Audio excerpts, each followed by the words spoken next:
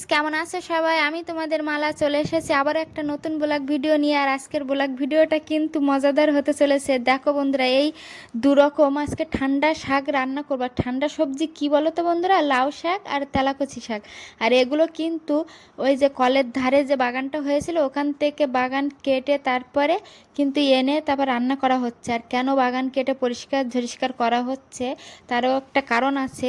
আর আমার শ্বশুরমশাই মারা গিয়েছিল, 1 বছর হতে চলেছে। তো বছর ক্রিয়ার জন্য আমরা সমস্ত দিকে পরিষ্কার করছি। আর যখন মারা গিয়েছিল তখন তো তুলে ধরা সম্ভব হয়নি। আর তখন তো 3 মাস ভিডিও ছাড়া আমি পুরো বন্ধ করেই দিয়েছিলাম। তো তখনকার টাইমে ভিডিও ছাড়া বা ভিডিও করা মানে খুবই কষ্টের একটা ব্যাপার, হয় না। তো এই বছর ক্রিয়ায় দেখা যাক আমি কতদূর কি তোমাদের ভিডিও তুলে ধরতে পারি। আর আমি চেষ্টা করব তুলে ধরার জন্য। যেহেতু আমি আগে তোমাদের সঙ্গে সেসবগুলো শেয়ার করিনি, তো এখন আমি সেসবগুলো শেয়ার করব মনে করছি। তো দেখো বন্ধুরা, এই যে এখানে হচ্ছে আমি এখন লাউ শাক আর তেলাকুচি শাক কাটছি। আর তোমাদের দাদাভাই কিন্তু পুকুর থেকে দেখো কি মাছ ধরে এনেছে, পুঁটি মাছ আর একটা পোনা মাছ। বলছে আজকে হয় মাছই হচ্ছিল না, জাল মানে জালে মাছই পড়ছিল না।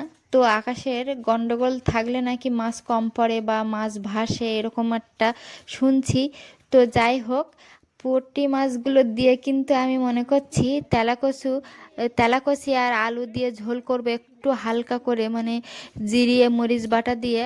আর কুমড়ো শাক, লাউ শাকগুলো দিয়ে আমি পোনা মাছ দিয়ে ঝোল করব। তো আমি কিন্তু এ দুটো ঝোল করেছিলাম আর জিরি মরিচ বাটা দিয়ে একটু মানে ঝোলটা শর্ট করেছিলাম, গামাকা করে ঝোল করেছিলাম। তো খেতে কিন্তু খুব ভালোই লেগেছিল। তো এত ভালো রান্না আর এত ভালো জিনিস আমরা কোথা থেকে তুলে এনেছি তো তোমাদের একবার দেখাই। দেখো বন্ধুরা, এই যে কলের সাইডটা, এখানে কিন্তু এই যে উপরে আম গাছে উঠেছিল, এখান থেকে তলার দিক থেকে যে গোড়া কেটে দেওয়া হয়েছে, দিয়ে এরকম টেনে টেনে কিন্তু নামিয়ে আনা হয়েছে। এত বড় হয়েছিল, এখানে পুরো বাগান বেঁধে গিয়েছিল। তো যাই হোক, এখনও কিন্তু ওই সাইডে অল্প আছে। আর আমি তোমাদের ভালো করে এই সাইডে গিয়ে দেখাচ্ছি, নাহলে তোমরা বুঝতে পারবে না। এই দেখো বন্ধুরা, এগুলো হচ্ছে গাছও কিন্তু অনেকটা কাটা হয়েছে এখান থেকে। তোমরা দেখে হয়তো অতটা বুঝতে পারছো না, সমস্ত দিকে শুধু সবুজে সবুজ আর গাছপালায় ভরে গেছে। তো এই জন্য বুঝতে পারছো না যে আমরা কি গাছ কেটেছি কি না কেটেছি। আর এই মানে বর্ষার সময় চতুর্দিকে পুরো বাগান হয়ে যায় আর সবুজে সবুজ হয়ে যায়। আর আমি আরেকটা জিনিস তোমাদের দেখাচ্ছি, কুঁচি কিভাবে ধরতে হয় আঁটলে। তো দেখো, এইটা হচ্ছে খড়, এই যে সবুজটা এই সাইডে বটিকের এই সাইডটা এটা খড়। আর ওই সাইডে কলার ডেগু কিন্তু পিস পিস করে রেখেছে। আর এই দেখো কেঁচু ধরে এনেছে তোমাদের দাদাভাই, এই যে খড় দিয়ে কেঁচু গেঁথে তারপরে কিন্তু এই কলার ডেগুতে জড়িয়ে তারপরে এটা আঁটলের ভিতরে দেয়া হবে। দিয়ে সন্ধ্যেবেলা তোমরা আঁটলটাকে পেতে রেখে আসো, আর সূর্য ওঠার আগে আঁটলটাকেও তুলে নিয়ে আসো। নিয়ে আসলে দেখবে ওই আঁটলে কুচি মাছ পড়েছে। আর কুচি মাছগুলো কী কারণে পড়ে সেটাও তোমাদের বলছি। এই যে কেঁচুটাকে যখন কলার ডেগুর ভিতরে দিয়ে তোমরা আঁটলের ভিতরে দিবে, আঁটলটা ডুবে থাকলেও ওই যে কলার ডেগুটা ওইটা কিন্তু ভেসে উঠবে।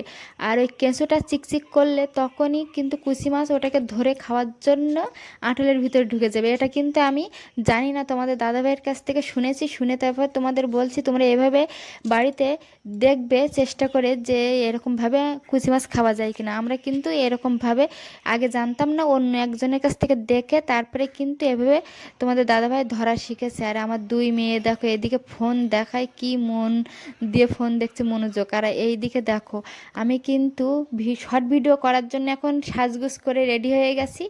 আর এই শর্ট ভিডিওটা এখন কটা বাজে, বিকাল 6টা বাজে। এই 6টার সময় কিন্তু আমি শর্ট ভিডিওটা ছাড়বো, তার জন্য আমি রেডি হয়েছি।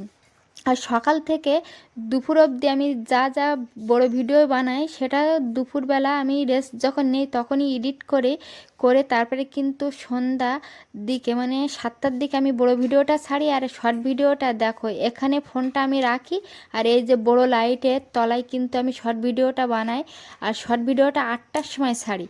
তো আমার এই বড় ভিডিও আর শর্ট ভিডিও যদি তোমরা দেখে থাকো, অবশ্যই লাইক কমেন্ট শেয়ার সাবস্ক্রাইব করে পাশে থাকো।